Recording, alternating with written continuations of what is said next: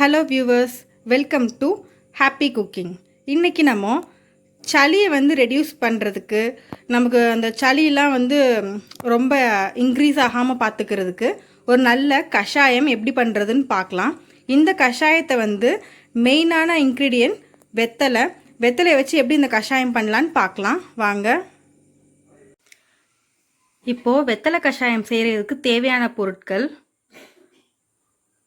15 போல் சின்ன வெங்காயம் எடுத்திருக்கேன், 15 வெள்ளைப்பூடு எடுத்திருக்கேன், ஒரு 6 வெத்தலை எடுத்திருக்கேன், கொஞ்சோண்டு சீரகம், 1 டீஸ்பூன் மிளகு, 2 இன்ச் இஞ்சியை சின்ன சின்னதாக பொடி பொடியாக கட் பண்ணி வச்சுருக்கேன் இந்த மாதிரி.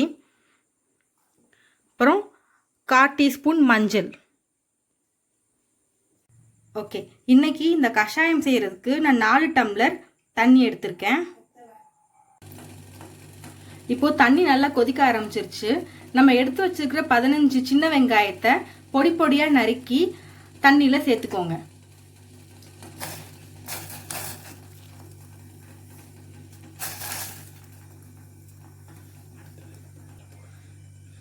வெங்காயத்தோட வெள்ளைப்பூடு எடுத்து வச்சிருக்கோம்ல, அதையும் லைட்டாக தட்டி சேர்த்துக்கோங்க.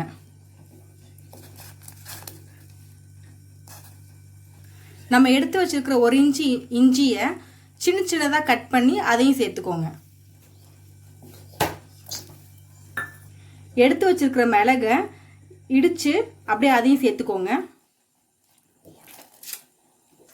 எடுத்து வச்சிருக்கிற சீரகத்தை அப்படியே லைட்டாக கையிலே கசக்கி அதோடு சேர்த்துக்கோங்க.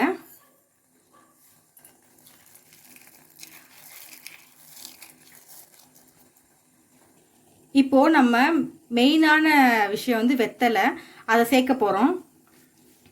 வெத்தலையை இப்போ நம்ம இந்த டிஷ்ஷுக்கு மெயினானது வெத்தலை, அதை சேர்க்க போகிறோம். ஃபஸ்ட்டு வெத்தலைக்கு முன்னாடி காம்பை பிச்சிருங்க. அதுக்கப்புறம் அந்த இது முனியில் இருக்கிறதையும் பிச்சுட்டு டபுளாக கட் பண்ணி அப்படியே உள்ளே சேர்த்துருங்க. இதே மாதிரி எல்லா வெத்தலையும் அந்த மாதிரியே பிச்சு சேர்த்துருங்க. இப்போது நம்ம எடுத்து வச்சுருந்த எல்லா வெத்தலையும் சேர்த்தாச்சு. இப்போ கடைசியாக மஞ்சள் ஆட் பண்ணிக்கோங்க.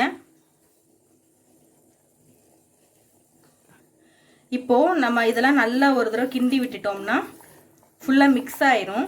இது நல்லா கொதிக்க விடணும். இப்போது இது நம்ம 4 டம்ளர் தண்ணி சேர்த்துருக்கோம். 2.5 டம்ளர் கிட்டக்க வத்துற அளவுக்கு நல்லா கொதிக்க விட்டுருங்க.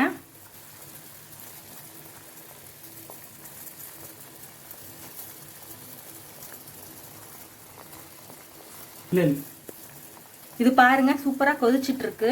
இது நல்லா கொதிக்க கொதிக்க இதோட கலர் சேஞ்ச் ஆகிக்கிட்டே இருக்கும். இப்போ பார்த்தீங்கன்னா நம்ம 4 டம்ளர் தண்ணி ஊற்றணும். அது நல்லா குறைஞ்சி 2.5 டம்ளருக்கு வந்துருச்சு. இப்போ நம்ம இதை ஸ்டவ் ஆஃப் பண்ணிடலாம். பார்த்தீங்கன்னா சூப்பராக வத்திருச்சு இது.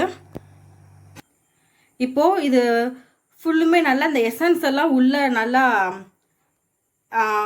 குறையட்டும். நான் சொன்ன மாதிரி இப்போ நல்லா கலர் எல்லாம் சேஞ்ச் ஆகிருக்கு பார்த்தீங்களா.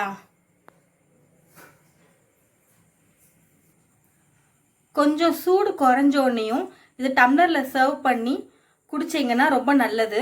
நாள்பட்ட சளி, அதாவது சளி நிறையா இருக்கிறவங்களுக்கு இது குடிச்சிங்கன்னா சளி நல்லா கரைஞ்சிரும்.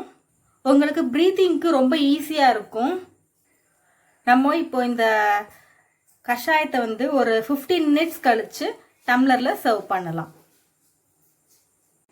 இப்போ பாருங்கள், கரெக்டாக கொஞ்சம் மிதமான சூட்டில் ஆறினோன்னையும் நம்ம சர்வ் பண்ண ரெடி ஆயிடுச்சு. நம்ம செஞ்சு வச்சுருந்த கஷாயத்தை நல்லா ஃபில்ட்ரு பண்ணி இந்த மாதிரி எடுத்து வச்சுக்கோங்க. இதை குடித்தா நாள்பட்ட சளி, அதாவது ரெகுலராக சளி எப்போவுமே இருக்கிறவங்களுக்கு ரொம்ப நல்லது. வீக்லி 2 or 3 இதை ட்ரை பண்ணிங்கன்னா நல்ல ரியாக்ஷன் தெரியும். இதை நீங்களும் வீட்டில் ட்ரை பண்ணி பாருங்கள். பிடிச்சிருந்ததுன்னா ஹாப்பி குக்கிங்க்கு சப்ஸ்கிரைப் பண்ணுங்கள். அடுத்து நல்ல ஒரு ரெசிபியோட உங்கள் எல்லாத்தையும் மீட் பண்ணுறேன். அன்டில் தென், பாய்.